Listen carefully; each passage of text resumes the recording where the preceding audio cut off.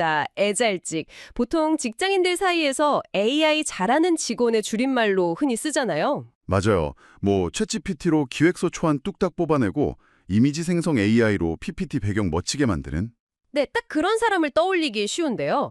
이 문건들에서는 이 단어를 완전히 새로운 철학적, 교육적 프레임으로 재정의하고 있습니다. 이 부분이 정말 흥미로웠습니다. 그렇죠.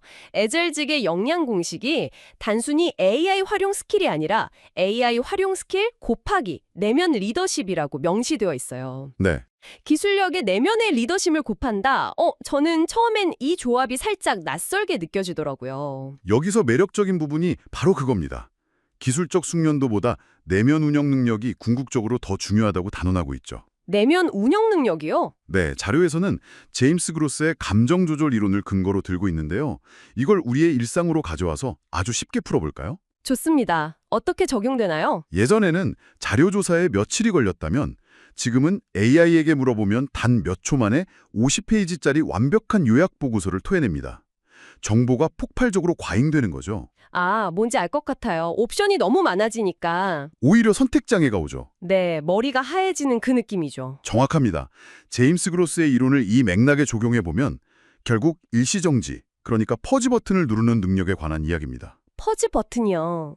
네, 끊임없이 쏟아지는 AI의 결과물 속에서 패닉에 빠지거나 휩쓸리는 대신 한 걸음 물러서서 지금 내가 느끼는 조급함의 원인을 인식하고 상황을 객관적으로 재해석하는 능력이죠. 아하, 단순히 정보를 빨리 찾는 게 중요한 게 아니다? 그 거대한 정보의 파도 앞에서도 평정심을 유지하고 전력적으로 사고할 수 있는 내면의 힘, 그것이 성과를 좌우한다는 겁니다. 듣고 보니 제가 자주 쓰는 비유가 딱 들어맞네요. 청취자 여러분, 최고급 스포츠카를 한번 상상해 보세요. 오, 스포츠카요? 네, AI라는 수천 마력짜리 엄청난 엔진을 달았는데 정작 운전석에 앉은 사람의 마인드나 시야가 골목길 주행도 무서워하는 초보 운전자에 머물러 있다면 어떻게 될까요? 엔진 출력이 아무리 좋아도 두려워서 엑셀을 밟지 못하겠죠. 아니면 엉뚱한 곳으로 폭주해버리거나요? 훌륭한 도구가 주어져도 사용자의 내면이 단단하게 운영되지 않으면 아무 소용이 없다는 걸 이 자료들이 정확히 꼬집고 있는 거네요. 아주 적절한 비유입니다. 여기서 한 걸음 더 깊이 들어가 보면요. AI 사용 능력과 AI 사고 능력의 본질적인 차이를 발견할 수 있습니다. 사용 능력과 사고 능력이요? 어떻게 다른 건가요? 가장 핵심적인 차이는 바로 사고 능력이 있습니다. 자료에서는 애잘직을 단순히 디지털 툴을 능숙하게 다루는 기능인이 아니라 AI를 통해 자신의 사고방식, 감정 처리, 그리고 행동 패턴 자체를 진화시키는 사람으로 정의하고 있어요. 아, 도구를 넘어서서 나 자신을 진화시킨다. 맞습니다. AI를 내 몸 밖에 있는 편리한 자판기처럼 쓰는 걸 넘어서서 자기 경영 시스템의 일부로 흡수해 스스로를 지속적으로 업그레이드하는 상태. 그게 바로 AI 시대의 진짜 경쟁력이라는 뜻이죠. 여러분, 여기서 스스로에게 껴깊은 질문을 하나 던져보시면 좋겠습니다. 나는 AI에게 주로 정답만 내놓으라고 재촉하고 있지는 않은가? 뜨끔하시는 분들 많으실 겁니다. 사실 저도 어제까지만 해도 이메일 좀 부드럽게 고쳐줘. 딱 이 수준으로 썼거든요. 그런데 이 자료에서 정말 흥미로워지는 부분이 있습니다. AI를 단순한 작업 도구가 아니라 메타인지 코치로 활용한 쇠한제요. 네, 존 플라벨의 메타인지 이론이 등장하는 대목이죠. 방금 말씀하신 그 메타인지라는 개념이 조금 학술적으로 들릴 수 있지만 사실 아주 단순 명료합니다. 내 생각을 다시 들여다보는 생각, 맞죠? 정확합니다. 보통 우리는 정답을 구하는데 AI를 씁니다. 하지만 관점을 완전히 뒤집어서 내 사고 과정 자체를 AI에게 분석해달라고 요청하는 겁니다. 데니엘 골먼의 감성지능 이론과도 맞닿아 있는 접근이죠. 구체적으로 어떻게 하는 건지 예를 들어 주실 수 있나요? 네, 예를 들어 내가 쓴 기획안을 던져주고 이 기획안에 담긴 내 논리에서 가장 취약한 인지적 편향은 뭘까? 이렇게 묻는 겁니다. 아, 인지적 편향이요? 혹은 내가 이 문제를 무의식적으로 너무 방어적으로 접근하고 있는 건 아닐까라고 내 감정의 트리거를 분석해달라고 할 수도 있죠. 와, 사실 직장 상사나 동료한테 이런 피드백을 부탁하면 약간 감정이 상할 수도 있잖아요. 그렇죠. 사람 대 사람이니까요. 그런데 AI는 아무런 편견 없이 아주 건조하고 객관적으로 내 생각의 사각지대를 짚어준다는 게 그게 정말 매력적이더라고요. 바로 그 지점의 핵심입니다.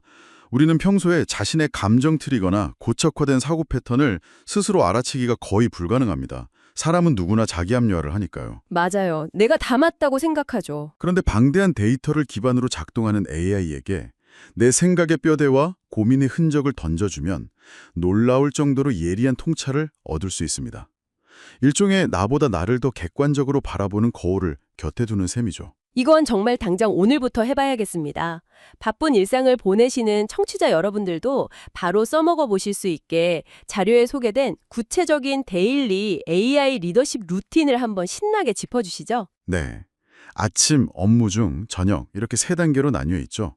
누구나 쉽게 따라할 수 있는 아주 강력한 프레임워크입니다. 아침부터 가볼까요? 먼저 아침 루틴입니다.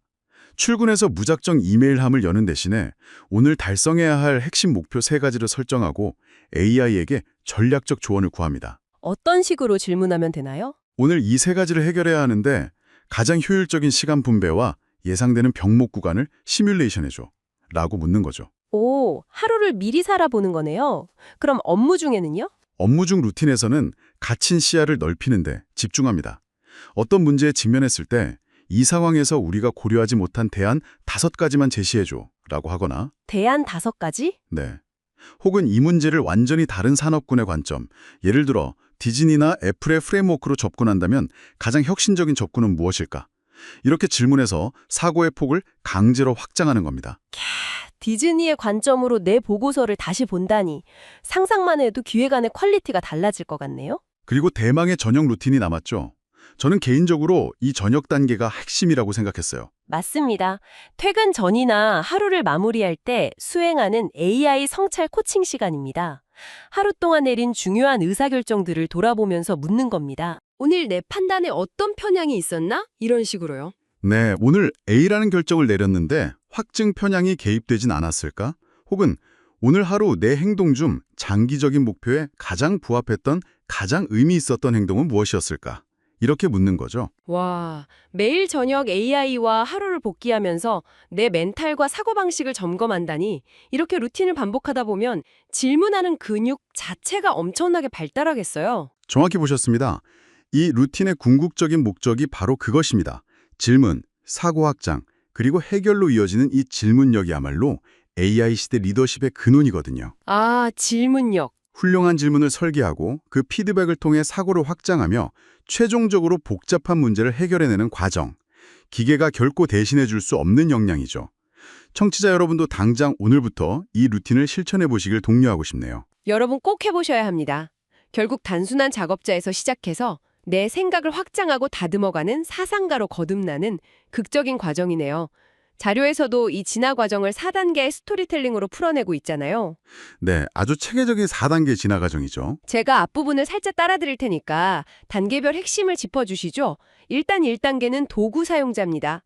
방금 얘기한 것처럼 AI를 검색이나 단순한 메타인재 코치로 활용하는 거고요. 네, 초기 단계죠. 2단계는 협력자로 넘어갑니다. 사고를 확장해주는 파트너로 대우하기 시작해요. 그런데 제가 보면서 정말 흥미로웠던 건 3단계와 4단계에서 인간의 역할이 완전히 본질적으로 바뀌더라고요. 그 3단계와 4단계의 본질적 차이를 이해하는 게 핵심입니다. 3단계부터 인간은 드디어 의미 설계자가 됩니다. 이게 무슨 뜻이냐면요. 네. 이제 정보의 수집이나 실행 계획은 AI에게 맡기고 인간은 이 일이 어떤 가치를 만드는가 라는 차원 높은 고민을 주체적으로 설계하기 시작한다는 겁니다. 아, 주체적인 설계자이자 전략 도구로 쓰는 거군요. 맞습니다. 그리고 대망의 4단계에 이르면 인간은 확장인간, 즉 사상가의 단계로 진입합니다. AI가 인지 확장 시스템으로 완전히 통합되는 거죠. 완전히 하나가 되는 거네요. 그럼 4단계에서는 구체적으로 어떤 일이 일어나나요? 기존 지식의 활용을 넘어섭니다. 예를 들어 AI 인생학교나 완전히 새로운 교육 모델 같은 세상에 없던 개념을 설계하는 리더십을 발휘하게 되죠. 실제로 이 4개의 모듈, 그러니까 AI 사고법, AI 대화기술, 내면 리더십, AI 업무 혁신이라는 전략이 대학이나 공공기관 직원 교육에 아주 강력하게 적용될 수 있습니다. 와, 조직 전체의 인지 능력을 끌어올리는 거군요. 그런데 여러분, 이 진화 단계를 시각적인 비유로 아주 탁월하게 묘사한 5층 구조의 AX 휴먼 모델이 있거든요. 머릿속으로 5층짜리 탑을 한번 상상해 보세요. 아주 직관적인 모델이죠. 네, 가장 아래 1층은 생존하는 생물학적 인간입니다. 2층은 감정을 느끼는 심리적 인간, 3층은 지식을 배우는 인지적 인간이에요. 여기까지는 전통적인 인간이잖아요. 그렇죠. 과거의 패러다임입니다. 그런데 4층과 5층으로 올라가면서 완전 달라집니다. 4층은 의미적 인간을 거쳐서 마침내 최상위 5층, 확장 인간, 즉 AX 휴먼에 도달한다고 설명하거든요. 전문가님, 이게 심리학적으로 엄청난 폭발력을 가진다면서요? 네. 에드워드 대시의 자기결정성 이론과 캐럴 두엑의 성장 마인드셋이 AI를 만나면 어떻게 되는지 보여주는 완벽한 구조입니다.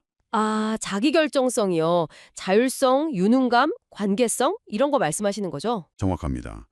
1, 2, 3층에 머물던 인간이 AI라는 막강한 파트너와 협력하면 복잡한 업무를 쳐내면서 유능감이 극대화되고 내가 원하는 의미를 설계하며 자율성이 폭발합니다. 아하. 즉, 개인의 성장이 무한대로 가속되는 거죠. 최상위 어층에서는 집단지성을 이끌어내고 새로운 것을 창조하는 완벽한 확장인간이 되는 겁니다. 창조와 AI 협력의 단계. 정말 가슴 뛰는 이야기네요. 그럼 이 모든 게 도대체 청취자 여러분에게 무슨 의미일까요? 아주 중요한 포인트입니다. 약간 철학적인 하이라이트로 넘어가 보죠. 전문가님, AI가 다 알아서 계산해주고 기획해주고 심지어 내 편향까지 잡아준다면 우리는 대체 무엇을 해야 하는 걸까요? 이것을 더 큰 맥락과 연결해보면 무려 3가지의 거대한 철학적 전통과 선명하게 연결됩니다.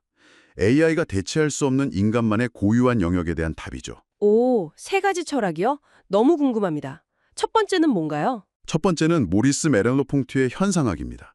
핵심만 짚자면 이렇습니다.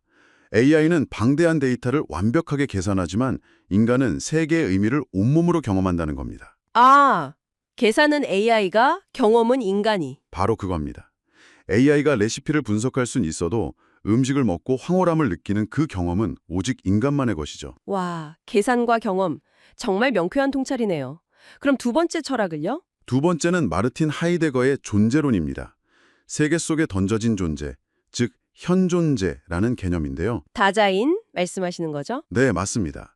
아무리 AI가 발전해서 완벽한 대안을 제시한다 해도 결국 삶의 불확실성 속에서 최종적인 선택을 내리고 실패했을 때 온몸으로 책임지며 고통받는 존재는 인간입니다. 아, 선택과 책임. 네.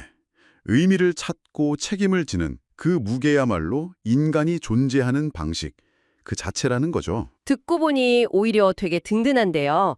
AI가 선택과 책임까지 대신 져주진 않으니까요. 마지막 3번째는 무엇인가요? 세 번째는 빅터 프랭클의 의미치료입니다. AI는 끊임없이 정보를 생성하지만 결국 그것의 가치와 목적, 즉 의미를 창조하는 것은 인간의 몫이라는 뜻입니다. 의미를 창조한다. 현상학의 경험, 존재론의 책임, 의미치료의 창조까지. 전문가님 분석을 들으니까 왜 이 자료에서 인간의 7대 핵심 역량을 그토록 강조했는지 완전히 이해가 갑니다. 네. 자기인식, 질문 설계, 의미 설계, 감정 조절, 학습 진화, 협력, 창조. 이 7가지는 단순한 스킬이 아닙니다. AI가 결코 대체할 수 없는 인간 고유의 영토군요. 그렇죠. 우리가 기계와 구분되는 진정한 본질입니다. 아, 정말 오늘 심층 탐구 너무 깊이가 있습니다. 여러분, 오늘 탐구의 결론을 선명하게 정리해 드릴게요. 딱 이 한 문장입니다. AI는 지능을 확장하고 인간은 의미를 창조한다. 아주 완벽한 요약이네요. 감사합니다. 단순한 출바의 검색 버튼이 아니라 여러분의 사고를 넓히고 내면을 단단하게 만들어줄 거대한 인지 확장 시스템을 당장 오늘 저녁부터 성철 코치로 써보시길 권유해드립니다. 네. 그런데 이는 매우 중요한 질문을 하나 던집니다. 청취자 여러분이 스스로 생각해 보셨으면 하는 화두인데요. 어떤 질문인가요?